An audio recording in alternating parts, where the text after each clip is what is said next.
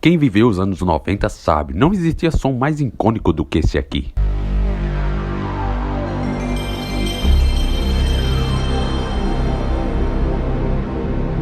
Apenas uma coisa, a diversão estava prestes a começar, ou talvez o disco estava arranhado. Hoje a gente vai voltar no tempo para entender como um simples projeto rejeitado pela Nintendo acabou se tornando uma das maiores revoluções da história dos videogames. E essa é a história do PlayStation. Sim, também antes da Sony andar fazendo o que ela anda fazendo hoje em dia.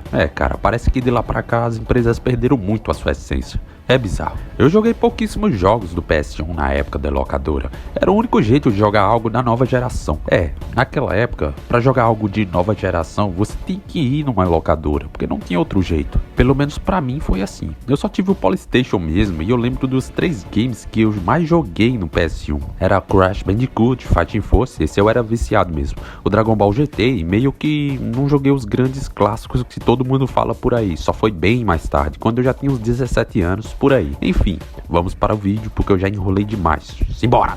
E maioria foi emulador, tá? Agora sim, simbora! No final dos anos 80 e início dos anos 90, a indústria de videogames passava por grandes mudanças. Enquanto a Nintendo e a Sega dominavam o mercado com cartuchos e consoles coloridos, ninguém imaginava que um novo jogador estava prestes a revolucionar tudo. Esse jogador era a Sony, uma gigante da tecnologia japonesa que decidiu apostar em algo ousado, um console baseado em CD que daria gráficos 3D de qualidade, narrativas mais aprofundadas e uma biblioteca de jogo que se tornaria lendária. Esse é o início da história do PlayStation, ou PS1 para nós íntimos. E se vocês estiverem escutando som alto, é porque ninguém escuta som baixo na local que estou. É aquilo, tem que colocar pra geral ouvir, eu não entendo isso, cara. Enfim, vamos para o vídeo porque já falei demais. A história do PlayStation começa com um homem chamado Ken Kutagashi, engenheiro da Sony que trabalhava nos bastidores da indústria de videogames. Inicialmente, ele colaborou com a Nintendo no desenvolvimento de um periférico de CD-ROM para o Super Nintendo, mas divergência de visão e negociações frustradas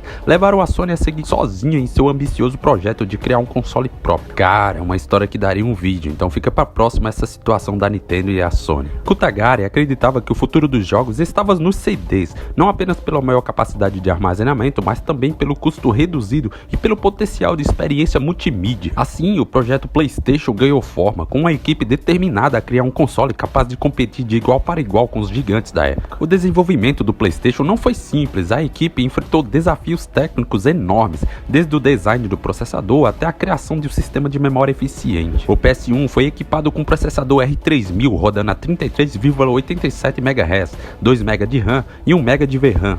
Recursos modestos se comparado aos padrões de hoje em dia, mas revolucionários para a época. Um dos grandes diferenciais do console foi o uso de CD-ROM, que permitiu armazenar os jogos muito maiores que os tradicionais cartuchos, além de possibilitar música, vídeo e efeitos sonoros de alta qualidade. Outra inovação foi o cartão de memória, que transformou a maneira como os jogadores salvavam suas partidas, e posteriormente o controle DualShock, que trouxe os 2 sticks analógicos e a famosa vibração, definindo um novo padrão para a indústria. O PlayStation foi oficialmente lançado em 3 de dezembro de 1994 no Japão, e rapidamente conquistou os corações dos jogadores. Em 9 de setembro de 95, chegou à América do Norte, no mesmo ano a Europa e a Austrália. O console se destacou não apenas por sua tecnologia, mas também por sua biblioteca de jogos impressionante. Witcher Racer marcou o lançamento, oferecendo gráficos 3D que impressionavam. Mas foi Final Fantasy VII, lançado em 1997, que mostrou o verdadeiro potencial do PS1.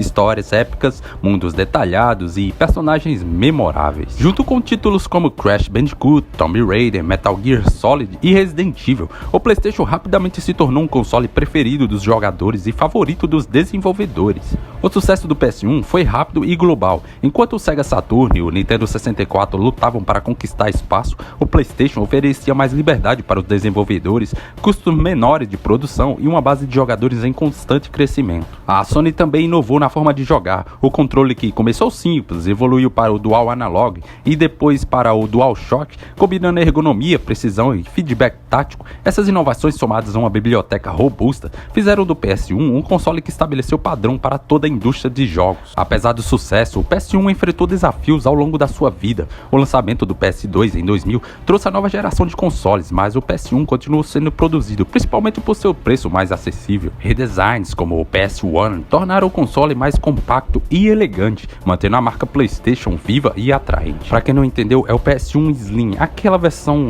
mais redondinha dele, que eu acho muito bonita, porque tem a versão que é um tijolão, né, que é o Fat, mas é porque isso é mais notável no PlayStation 2, mas vamos falar depois disso. Problemas de pirataria foram um obstáculo constante, mas não conseguiram deter a força do console, que continuou a conquistar fãs ao redor do mundo. Olha, eu não sei como foi no PS1, mas no PS2 meio que era o único jeito de jogar alguma coisa. Porque, cara, naquela época era muito raro você ver um jogo de PS2 original. Muito raro mesmo. Eu mesmo nunca vi, velho. Tá, essa é a história do PlayStation 1. Vamos focar, cara.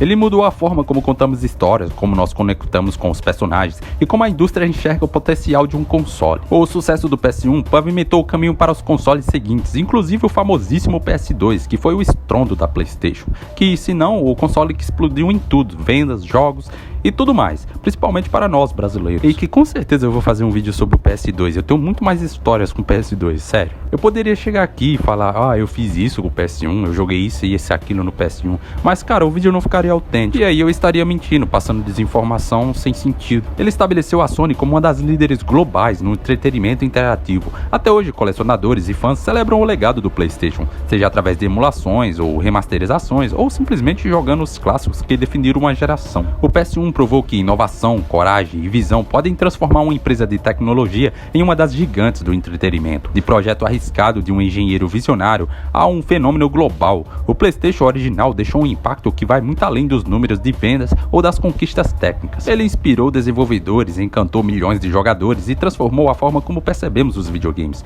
O legado do PS1 está nas memórias, nas histórias e nas experiências que ele nos proporcionou. Para muitos, o som de inicialização do PlayStation ainda é música para os ouvidos, e para outros, dava um medo do cacete. E a nostalgia de segurar aquele controle nunca se perde, de uma época mais simples que a de hoje, que ficou no passado, mas que estará guardados em nossas memórias, sentimentos e nos jogos que podemos revisitá-los para sentir aquela sensação novamente. Se você gostou, se inscreva no canal, comente se você teve um PS1 ou quais jogos você mais jogava, ou qual era o seu jogo principal. Eu sou o Rick, até a próxima.